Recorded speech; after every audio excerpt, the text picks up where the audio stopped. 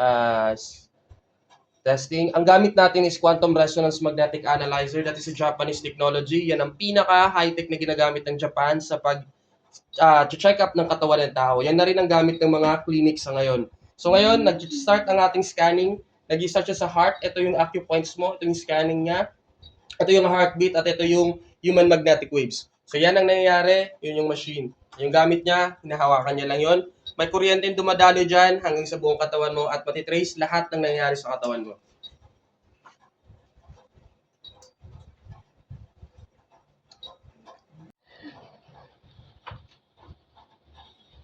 Okay na.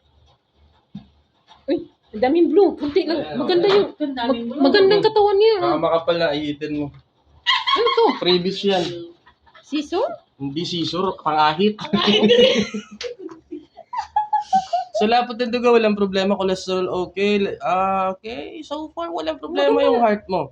Yung cerebral blood elasticity is medyo mababa lang, pero isa lang ugat na yan. Kaya hindi kita bibigyan ng garlic oil extract kasi okay yung heart mo, okay yung cardiovascular mo, walang problema. Cholesterol, okay. Blood fat, okay. Blood viscosity, okay. So far, healthy ang heart mo, wala kang palpitation.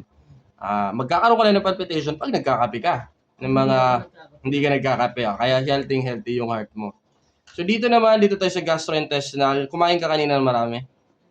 Hindi naman. Ang nangyayari kasi dito sa gastric mo is medyo hindi niya natutunaw ng maayos. So, ang small intestine mo naman dito ay medyo nahihirapan din. Check natin yung large intestine mo. Ganun din. Yung colonic absorption is medyo mabagal. Hindi ka bloated? Di ba yan ang problema mo kanina? Hindi, nakain mo sa'yo. Okay. So, ito yung colonic absorption is medyo nahihirapan. Bukas ng umaga, pag nag-test tayo, pag ganyan pa rin yan, ibig sabihin may something sa tiyan mo. Okay? Sa liver tayo, uminom ka nga. Kasi yung liver, fatty liver, tumataba ang liver, medyo bawasan mo yun. Kasi, medyo tumataba na ang ating atay. Bawasan natin ng bawasan natin ang mga drinks muna kasi at ito pa, bawasan mo muna yung mga mamantika. Okay? So dito tayo sa ang aking dyan magiging recommend sa iyo is barley. Barley ang pinaka-the best dyan para bumawas yung fatty liver natin. Sa gallbladder mo, healthy ang gallbladder mo. Pancreas, healthy. Kidney mo, healthy. Medyo tumataas lang ang uric pero nasa normal level pa naman yan. Walang problema. Sa lungs mo, bumababa ang vital capacity, arterial oxygen mataas, ganito ang gagawin mo. Mag-jogging ka at mag-walking. Pero okay, nandito ka, nasa 5th floor ka, may exercise ka doon. Yung vital capacity mo kasi mababa. Maganda yon. Akyat baba ka lang dyan. Kasi kung nawalang trabaho. Yan. Medyo naging mahina ang lungs. Kaya laging nakahiga lang. So ayan nangyayari pulang-pulaw. Check natin yung pinaka-normal dapat na vital capacity. Ang normal na vital capacity is 3,348 to 3,529. Yung sa'yo is bumaba ng 3,306. Ang normal is 3,348. Sa'yo 3,306. So bumaba. So kailangan mo yan, jogging mo, walking mo para ma-enhance ang iyong lungs. Sa brain naman, wala namang problema, kaya nga lang medyo bumababa ang memory index. Siguro dahil patulog ka na, kaya ganito yun. So, mamaya, bukas ng umaga, check natin yan. Bone disease, check natin, wala namang problema, healthy ang buto, walang osteoporosis, wala ding rayuma pa, maganda pa ang ng buto. Dito tayo, blood sugar, kulang ang coefficient of insulin secretion mo. Kain ka ng matamis lang. Isang matamis lang. Para medyo mabalance lang natin yung insulin mo. Kasi ang baba hindi mataas ang sugar mo, kundi mababa ang sugar mo. Ayan. So sa trace element mo, wala namang problema. Pag morning, like 7 to 8, magpa-araw ka, kulang ka sa vitamin A, wala kang labas ng labas. Hindi ka nagpapa-araw, kailangan mo magpa-araw. Kulang ka sa B3, B6 at vitamin C. So yun ang medyo kailangan natin. Ang kailangan mo dito is mangustin. Ayan, mangustin ang pinaka-the-best dito. May mangustin ba akong dala? Sandali lang. Meron yan, nasa baba lang. Check ko mamaya. Check natin yung amino acid. Wala na. Ayan, yung threonine medyo mababa. Coenzyme, wala namang problema. Essential fatty acid, okay naman. Endocrine, wala namang problema. Immune system mo, okay naman. Sa thyroid, wala namang problema.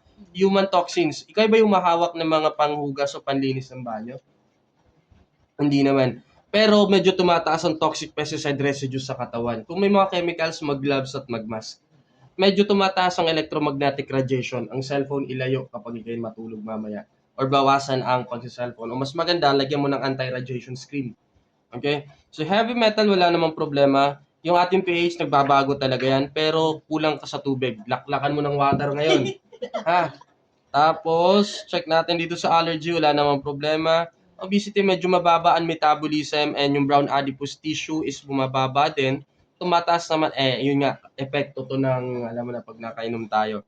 So, sa skin, bumababa ang collagen, ayan, and then yung skin immunity tumataas. So, bukas, check natin yan kasi ganun talaga pag may effect ng inom. So, sa collagen, wala namang problema talaga sa mata mo. So far, nasa healthy ano yung mata mo. Collagen circulatory system, okay din. So, sa channels, walang problema. Pulso, okay naman. Blood lipids, walang problema. Gynecology, okay din. Sa breast, wala namang problema. Sa menstrual cycle, wala naman. Female hormone, wala. Human immunity, wala. Ang galing ah. So, dito Ang tayo, daming problema. wala ka kasing awa sa sarili mo eh. Dito tayo sa human consciousness. Dito meron ka lang desire. Itong pagnanasa na to is general. Mga kagustuhan natin sa buhay. So, ang gagawin mo lang kasi nagpa-fluctuate to, try to, sabi niya, i-condition mong sarili mo whether maging positive o negative o magiging outcome nung nininimitihi mo. Try mo na hindi ka maapektuhan na hindi yun maging stress. Dito naman, neutrality, nagpa-fluctuate. Kapag may nag-aaway, gusto mo nasa gitna ka. Hindi ka pumupunta sa kabila, hindi ka rin pumupunta sa kabila. Nasa neutral ground ka lagi. Pero, Kasi katwiran ko eh.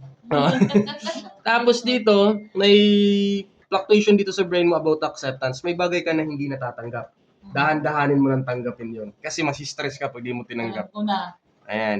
So, ito, sa consciousness mo, 3 lang ang naglabas. Di katulad nito, parang ang dami. Halos lahat eh. So, sa'yo dito, ito lang naman ang kailangan mo kontrolin para hindi ka ma-stress. Ang dami ko ayusin sa buhay ko ah. Doon kitang-kita na naghahanap ka ng baby time eh. Dito wala naman respiratory function, lecithin okay, fatty acid okay, element of human analysis, check natin. So medyo ano lang talaga yung metabolism mo, tumataba tayo ng konti, pero sa inumin yun eh. Ano, fat metabolism mo, ang taas eh. Ang normal eh, ayun, medyo nag-ano kasi sa panuno, check natin yan bukas. So far, ang pinakakailangan lang natin anuhan is yung fatty liver mo. Yan yung liver tsaka yung B-complex. So ito yon yung barley. At hanap tayo ng mangustin. Ayun, may nakita akong mangustin. Ito yon.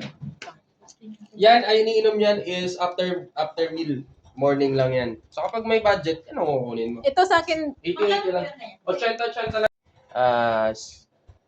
Testing. Ang gamit natin is Quantum Resonance Magnetic Analyzer. That is a Japanese technology. Yan ang pinaka-high-tech na ginagamit ng Japan sa check up ng katawan ng tao. Yan na rin ang gamit ng mga clinics sa ngayon. So ngayon, nag-start ang ating scanning. Nag-start siya sa heart. Ito yung acupoints mo. Ito yung scanning niya.